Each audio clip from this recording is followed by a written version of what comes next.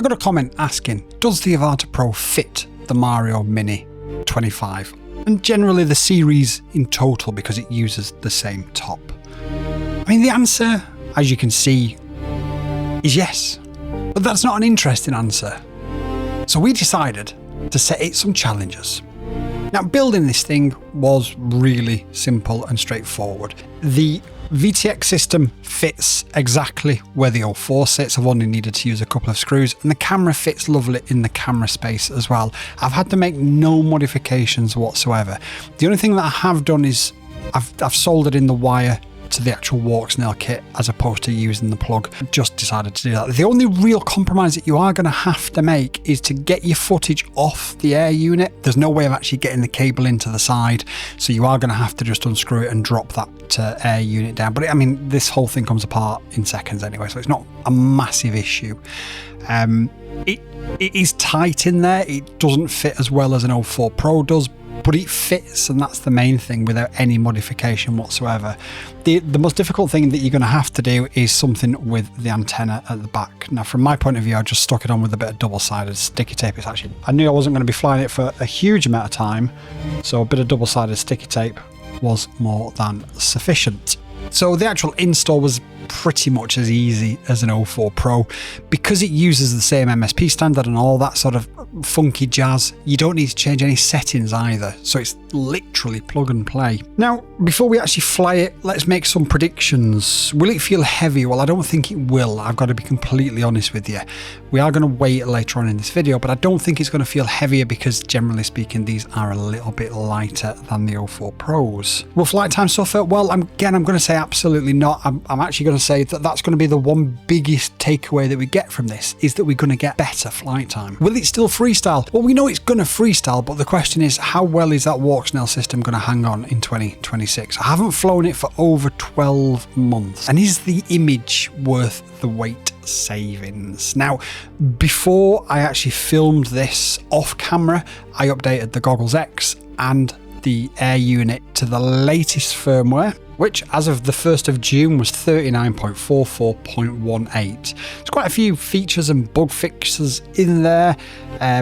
Ultimately, all I really care about for this video is image quality. Is the image quality going to be good enough to hang with the 04 Pro? I know it's not going to be the same, but is it going to be good enough for the compromises that it makes and for the bonuses that it brings?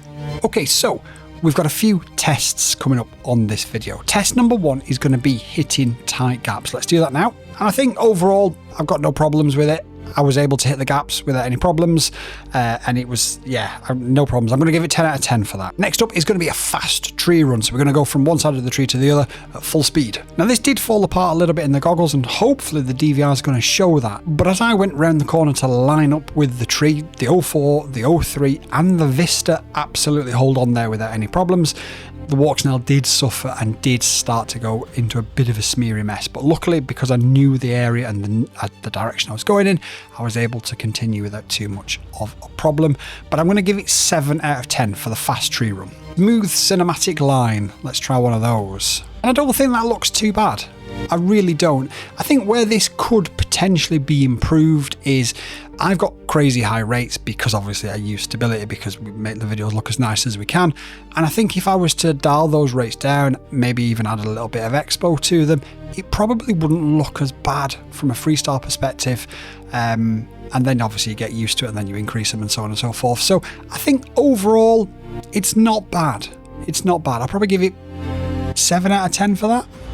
Recovery after mistakes. Well, I'm going to show you a mistake that I made here. And as you can see, the recovery was really easy from that because of the lower weight that we've got on this drone. So I'm going to give that a 10 out of 10. Now, the final challenge, of course, is going to be the signal, because that's the most important thing when you're flying a drone. And unfortunately, this is where the whole test falls apart.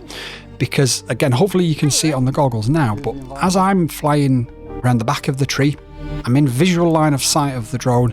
The antennas can see each other. There's nothing blocking that visual line of sight. It goes to an absolute smeary mess. As I go to the other side of the field and then come back across, again, as I get a little bit lower, it goes to a complete smeary mess. Now, the 04, the 03 and the Vista don't lose any megabits there. Analog doesn't lose any signal there. HD0 can get a little bit snowy in that same position. But this just seems to completely fall apart.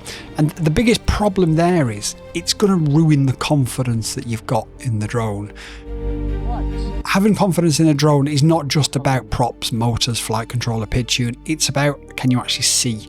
And the second it starts to fall apart, you start second guessing yourself and you start wondering, should I do this move? Should I do that move? And it just becomes problematic. It really, really, really does. Have we ruined the Mario Mini 25 Pro? Well, no. But we haven't made it better either. Yes, it's lighter. Yes, it's a bit cheaper. And yes, it isn't DJI. But here's the thing. When you sat behind the goggles, none of those numbers matter.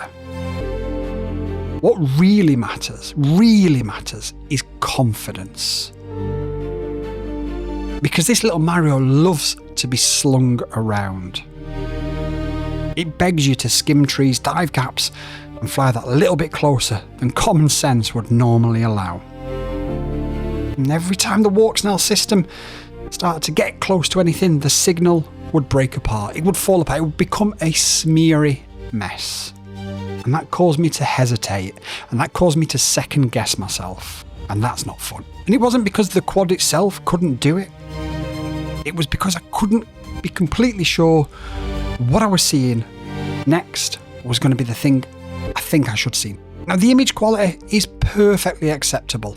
No, it's not DJI 04 Pro quality, but it's perfectly acceptable. If you're flying for fun, posting to social media, it'll do the job all day long. But that signal never quite lets you relax. And if you can't relax when you fly an FPV, you can't have fun. The thing with FPV is you put your goggles on and you forget about your worries.